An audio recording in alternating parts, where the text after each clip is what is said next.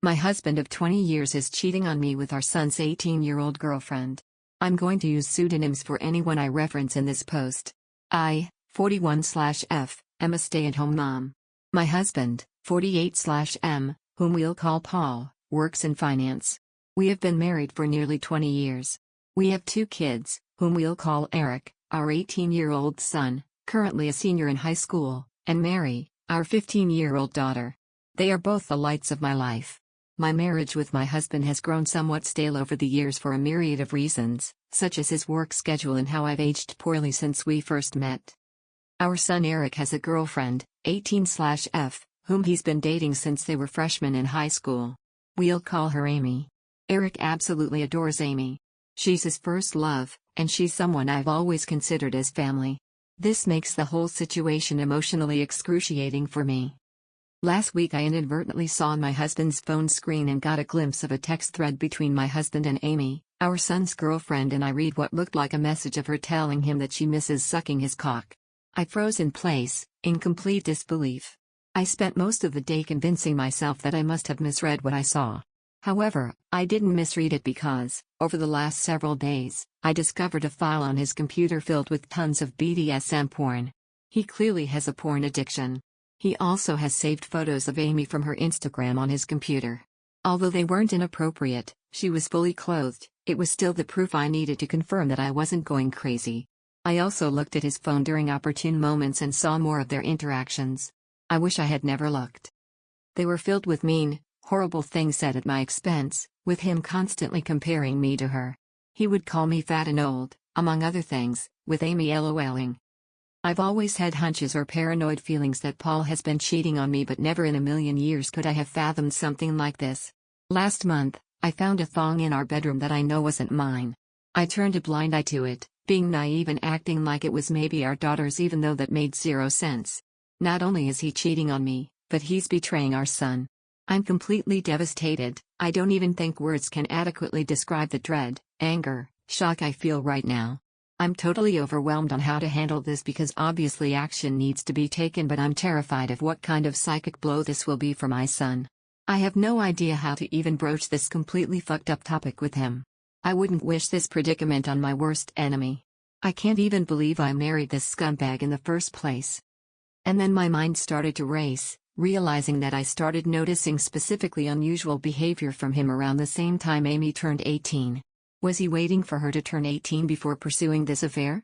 There's so many layers to all of this, and I'm completely paralyzed with fear and dread about it all. None of it makes any fucking sense. How did this happen? Am I that much of a stupid idiot that I let all of this happen under my watch? Eric adores Amy, and the thought of revealing this sickening truth to him terrifies me. The impact on his young heart and mind could be devastating. My heart aches for Eric and Mary, who are completely innocent bystanders. I haven't confronted my husband about this because I'm frankly scared of the domino effect. I don't know who to turn to first about this.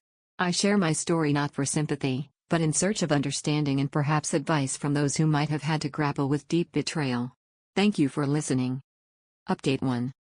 My brother connected me to a very tough junkyard dog type lawyer. I saved screenshots of all his conversations with Amy. I was only able to get the last 3 months from iCloud.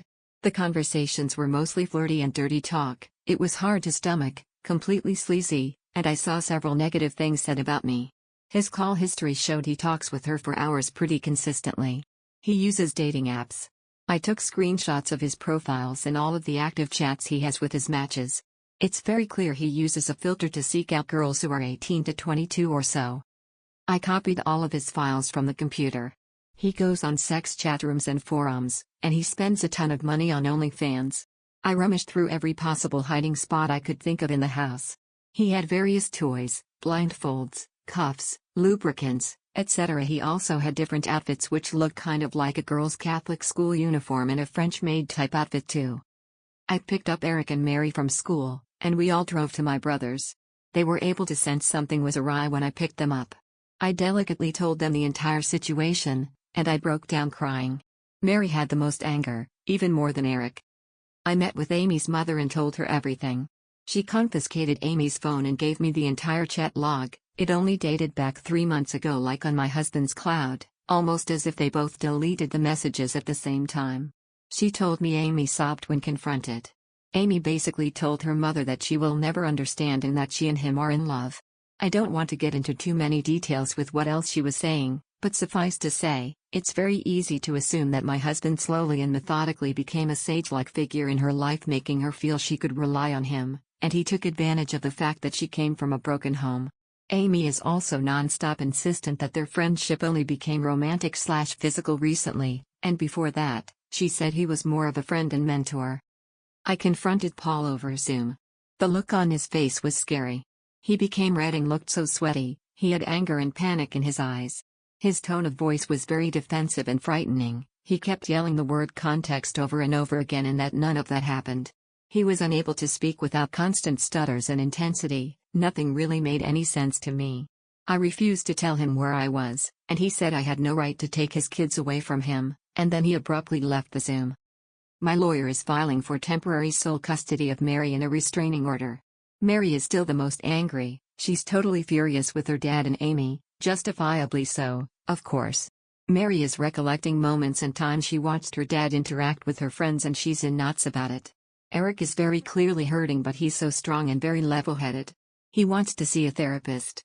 The maturity my kids are showing makes me proud. They don't deserve this at all. We made the authorities aware of everything. I plan on being completely unforgiving and ruthless in this divorce. I'm reflecting on how I've been treated and how it's made me a shell of myself, and how I've had a very negative opinion of myself because of him over the last 20 years. I don't want to let this scumbag get away with it. I want to reinvent myself and move on stronger than ever. Update 2. Thank you again for all the love and encouragement. It gives me comfort and means so much to me. I've received many comments and messages accusing me of faking this story, which oddly also provides comfort because all of this feels unreal even to me. It validates my own feelings that there are people out there who can't even fathom this being true. I wish it were fake. I've been focusing on and worrying about how others are feeling over this, somewhat ignoring my own feelings, which I'm trying to change. I range from anger to numbness like a light switch. We're all safe and still at my brother's house. We're very careful, and his house is secured. Paul has tried to call my cell phone several times a day. I am refusing to interact with him, and I will have my lawyer handle all correspondence. He scares me, frankly. My brother has a very secure house with an alarm system and deadbolt locks. We feel safe with him. Both my son and I got checked out and tested. It appears so far that we're both clean based on the immediate rapid tests, but in the coming days, we'll know for certain when the lab results come in. I'm not overly concerned. Eric is scheduled to see a therapist early next week, which is very good and needed. He's not himself right now. He seems a bit shell-shocked, and I am concerned. He internalizes a lot, and it's hard to get a read on what's going on in his head. That being said, he's thoughtful and has been talking with me, asking me how I'm doing and everything. He's not interested in corresponding with his dad at all. He calls only my cell phone, and he hasn't tried to reach out to either Eric or Mary. I get the sense that Paul is extremely nervous. He's scared, and I think he deep down knows that if investigated thoroughly, he would be in big trouble. That's what my gut is telling me. I still think about the Zoom call with him, and the more I think about it, the more it looked like he was a man whose entire world was crashing down on him. The panic in his face was very apparent. I offered Mary for me to make an appointment with a therapist as well, but she doesn't want to see one yet.